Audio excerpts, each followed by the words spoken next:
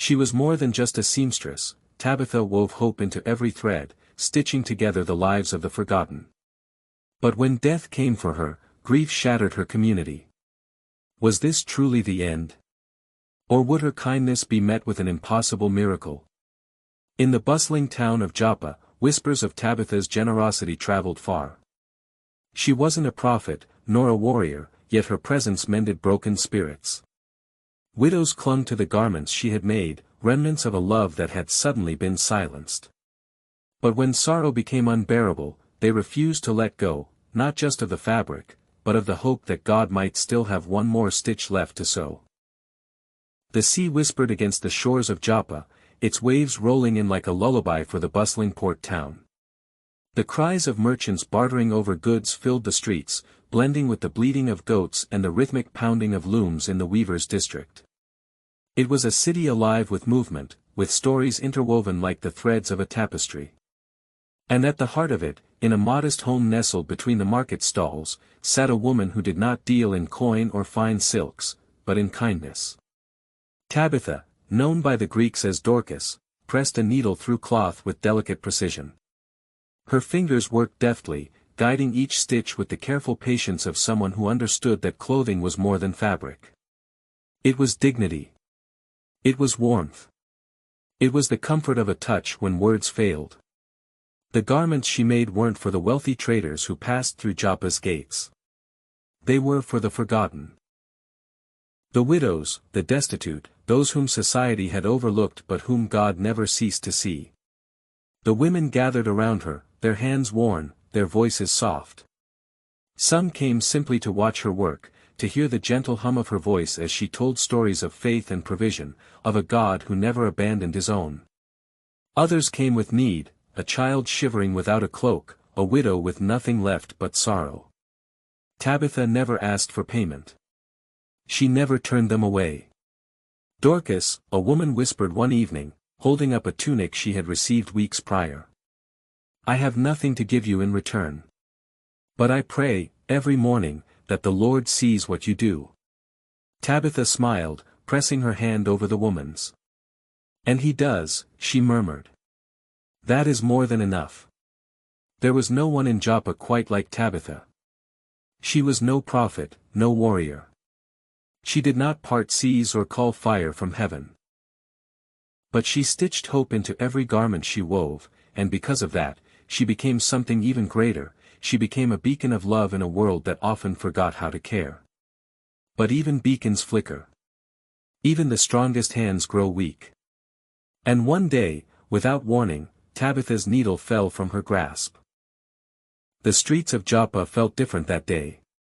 The usual hum of daily life carried on, merchants shouting their prices, the clatter of pottery being stacked, the distant calls of fishermen bringing in the morning's catch. But within the close-knit circle of widows who had come to depend on Tabitha, a hush had settled, like a cloud thick with impending sorrow. Something was wrong. Tabitha had not emerged from her modest home that morning, her usual warmth absent from the market square where she often spoke with traders about cloth and thread. No soft laughter carried on the breeze from her workshop. No gentle voice murmured prayers as she fastened the final stitches of yet another garment for the poor. Inside, behind closed doors, Tabitha lay motionless. Her breath had turned shallow, her skin slick with fever. The sickness had come swiftly, an unrelenting shadow overtaking her before anyone could even understand what was happening. The widows crowded into her room, their faces lined with worry. They pressed cool cloths to her forehead, whispered prayers into the thick air, pleading with the Almighty to turn his gaze toward his faithful servant. But no answer came. By sundown, the fever had stolen the breath from her lungs. Grief crashed over them like a storm. Their cries filled the quiet chambers where Tabitha had once stitched hope into every fold of fabric. The garments she had made, tunics, shawls, robes, now hung limp in their arms, a painful reminder of the woman who had given them so much yet had been taken so suddenly. Some of the women held her hands in silence, their tears slipping down worn, weathered cheeks. Others sobbed openly, their cries spilling into the streets, sending ripples through the community. Tabitha had not been just another woman in Joppa. She had been a pillar of love and generosity, the kind of person whose absence left a hollow space too deep to fill. "We must do something," one of them finally whispered, her voice trembling. She can't simply be gone." But death had no regard for such wishes. Or did it? The grief in Joppa felt heavier than the sea mist clinging to the walls of the town. Word of Tabitha's passing had spread, reaching the ears of merchants, fishermen, and travelers alike. But it was the widows, those whom she had clothed, comforted, and embraced, who felt the weight of it most. In the dim candlelight of her chamber, her body lay still, prepared for burial. Hands that had once sewn garments with care now rested lifeless upon her chest. The very fabric she had woven lay draped over her, yet for the first time, she did not feel its warmth. It wasn't supposed to end like this. Her presence had been too vital, too filled with love for the finality of death to claim her so abruptly. The widows wiped their swollen eyes, their sobs subdued only by the faint hope that something, anything, could still be done. Then, like a whisper carried on the wind, news came. Peter, the great disciple of Jesus, the man who had walked on water, who had seen the resurrected Christ with his own eyes, was nearby, preaching in the town of Lydda. The idea struck like lightning. The women did not hesitate. A group of them gathered hurriedly, choosing the fastest among them to run the journey without stopping. They sent messengers, urgent, desperate, pleading for him to come at once. Was it foolish to hope? Tabitha was gone. She had drawn her last breath. Her body had already grown cold. But they had seen too much of God's mercy to surrender so quickly. And so, they waited.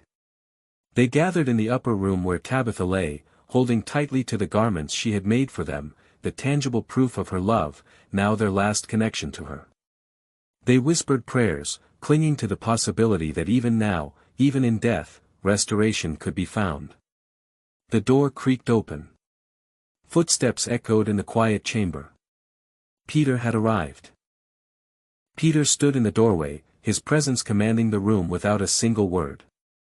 The air inside the chamber was thick, heavy with grief, dense with hope. The widows turned toward him, their faces streaked with dried tears. In their hands, they clutched the garments Tabitha had sewn, holding them as though the fabric itself might still carry her warmth. One of the women stepped forward, voice trembling. She was everything to us. Her fingers ran over the hem of a tunic, her breath uneven. She saw us when no one else did. She loved us. Another widow spoke. Look, see what she made. She held up a robe, the careful stitches a testament to Tabitha's devotion. Peter, you have to, there must be something you can do. Peter listened. Not just with his ears but with his spirit. He had seen miracles before. He had walked with the Messiah, had witnessed the dead rise, the blind see, the crippled walk. He knew what faith could do, but still, he needed to seek the Lord's will. He looked to the lifeless body before him. Tabitha lay still, her hands at rest, her face pale in the candlelight. She had finished her race. Or had she? Peter took a breath, steadying himself. Then, he spoke. I need to be alone. The widows hesitated, reluctant to leave her side. But one by one, they filed out of the upper room, lingering just outside the door, listening. Inside, Peter knelt. The wooden floor was cool beneath him. He placed both hands on his knees, bowing his head. There were no grand gestures. No dramatics. Just a man, a servant, crying out to the King of Kings. Lord, his voice was low, reverent. You have seen her works. You have seen her love. Her kindness has built a legacy in your name. If it is your will, let her rise again.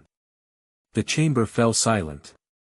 Peter exhaled, then lifted his eyes. He turned to Tabitha's body. Then, with the authority of a man who had seen the impossible, he spoke. Tabitha, "Arise." For a heartbeat, nothing happened. Then. A breath. Soft. Faint. But unmistakable. Tabitha's eyes flickered open, hazy with the return of life. She inhaled deeply, her fingers twitching, her chest rising and falling. The veil of death had lifted, peeling away like mist in the morning sun. Peter stood, extending his hand. "Rise," he said. Slowly, carefully, Tabitha reached for him, grasping his hand as she pushed herself up. Her legs trembled. Her heart pounded. She was alive. Alive. Outside the room, the widows heard movement. Then. The door opened. And Tabitha stepped forward. The cries that followed were unlike anything Joppa had ever heard. The widows stared in stunned silence, their breath caught in their throats. Tabitha, beloved, lost, mourned, stood before them, alive. For a moment, none of them moved. The impossibility of it hung in the air like incense in the temple, thick with divine presence. Then, like a sudden breaking wave, the room erupted. Tears streamed down weary faces. Shouts of joy echoed through the chamber, spilling out into the streets. "Tabitha lives," they cried. "The Lord has heard our cries. He has restored her." The sound carried far, too far to be ignored. Outside, passers-by turned their heads, their curiosity piqued. Had they misheard? Had the widows finally been consumed by their grief, holding on to the ghost of the woman they had loved? But the proof was undeniable. Tabitha stepped forward, her fingers trembling as she reached for those who had wept for her. They touched her hands, her arms, as if assuring themselves that she was real. That her skin was warm, that her breath came steady. She was. She was alive. The news spread like wildfire. Through the market stalls, past the looming gates of the city, from the fishermen's docks to the wealthiest homes. Joppa buzzed with the impossible truth: Tabitha, the seamstress, the woman whose kindness had bound together the broken, had returned. And not by natural means. No one could deny it, the Lord's hand had moved in their midst. Some came running to see her, to press their own hands to her and whisper praises to the Almighty. Others fell to their knees, their hearts stirred toward belief in the power of the risen Messiah. Tabitha, still steadying herself, took a breath, deep and sure. She had been taken. But now, she had been given back. And what had been restored would not go to waste. Word of the miracle traveled fast, faster than the sea winds that carried merchant ships across distant shores. The streets of Joppa buzzed with astonishment, their usual rhythm disrupted by hushed voices murmuring about what had happened in the upper room. Tabitha was alive. She had been dead. Buried in grief. Mourned as lost. And yet, by the sheer hand of God, she now walked among them again. Fishermen whispered about it as they untangled their nets. Vendors spoke of it in the marketplace, pausing mid-sale to recount the impossible tale. Even the Roman officials stationed at the port city couldn't ignore the growing chatter. Tabitha, once only known for the quiet acts of kindness she sewed into the fabric of her garments, had become the center of a movement that neither time nor reason could explain. She stood at the heart of it, watching as the people gathered, their eyes filled with questions. Some were still afraid to believe it. Clutching tightly to skepticism as though it might shield them from disappointment. Others ran to her in tears, falling to their knees, overcome with the reality of what had just unfolded. And then there were those whose faith had been rekindled. One widow, her hands rough from years of labor, wiped at her eyes as she looked upon Tabitha. "We never doubted your kindness," she murmured, "but now we see that God never doubted you either." Her words settled deep into Tabitha's soul. The miracle was not only for her life, it was for all who had lost hope. As days passed, Joppa transformed. Those who had long hesitated to believe finally surrendered their hearts, their barriers breaking down in the wake of such divine power. Some abandoned their idols, kneeling instead before the God who had seen fit to return life to a woman known not for wealth, nor for status, but for love. The church in Joppa flourished. Peter, having completed the task he had been called to, continued his journey. But he left behind a revival that would not die. And Tabitha? She continued as she always had. Her hands picked up the needle once more, her fingers steady, her purpose clearer than ever before. She stitched new garments, not just cloaks for the widows, but threads of hope for all who would listen. Tabitha had been seen. Not only by the poor she had clothed, not only by the disciples who had loved her. She had been seen by God. And he had called her back. Tabitha sat at her small wooden table, the familiar tug of needle and thread steady between her fingers. The morning light poured through the narrow window, casting long shadows across the woven fabrics that filled the room. But this morning, this ordinary act of sewing, was anything but routine. She had been dead. Yet here she was. Alive. The weight of that realization still settled into her bones, lingering like a quiet whisper she couldn't ignore. Outside, the city of Joppa was stirring. Word of her resurrection had spread beyond the walls of the town, reaching those who had once scoffed at the notion of miracles. Even the merchants, hardened by the demands of trade, spoke of her in hushed reverence, their skepticism unraveling. Her hands paused as she looked down at the garment she had been working on. It was a simple tunic, woven for a young widow who had nothing but sorrow left in her possession. Tabitha traced the seams, her heart swelling with a newfound understanding. Before, she had sewn garments as an act of kindness. Now, every stitch carried the weight of divine restoration. Her resurrection was not just for her, it was for them. For the widows. For the broken. For the lost. A soft knock at the door pulled her from her thoughts. She stood, adjusting her shawl, before pulling open the wooden door. There, in the morning glow, stood a woman with reddened eyes, clutching the hands of a small child. Tabitha, the woman whispered, as though afraid speaking her name too loudly might break the miracle. I needed to see you. To know that it was true. Tabitha smiled gently, stepping forward. It is true. The woman's breath trembled as she exhaled, her grip tightening around the child's hand.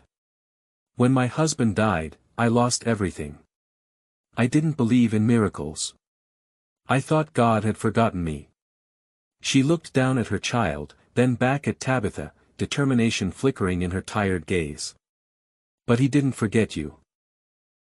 And if he didn't forget you, maybe he hasn't forgotten me either. Tabitha reached out, pressing a hand over the woman's. He sees you, she murmured. He always has. The woman choked back a sob, nodding. And just like that, another heart was mended. Another soul restored. Tabitha had been given back her life. And she would spend every moment weaving faith into the broken places of Joppa. Tabitha's story is more than a miraculous resurrection, it is a testament to the enduring power of kindness, faith, and divine intervention. Through her selfless acts, she touched the lives of widows, the forgotten, and the hopeless. And when death tried to silence her light, God restored her, not just for her sake, but as a beacon to awaken a city. Her life reminds us that God sees every act of love, every quiet moment of service, and every broken heart searching for hope. Tabitha lived a life woven with compassion, and through her restoration, Joppa was never the same. The miracle of Tabitha isn't just history, it's a call to faith today. Whether in seasons of loss, waiting, or restoration, her story urges us to trust that God is still moving. He sees the unseen. He lifts the forgotten. And through faith, He brings redemption in ways beyond our understanding. Reflect, how does Tabitha's story inspire you to live a life of service and faith? Share. Pass this story along to someone who may need the reminder that God sees them. Act, look for ways to serve others, to bring hope where there is sorrow, and to weave kindness into the fabric of everyday life. Tabitha's legacy lives on, not just in scripture, but in every heart willing to embrace the power of faith.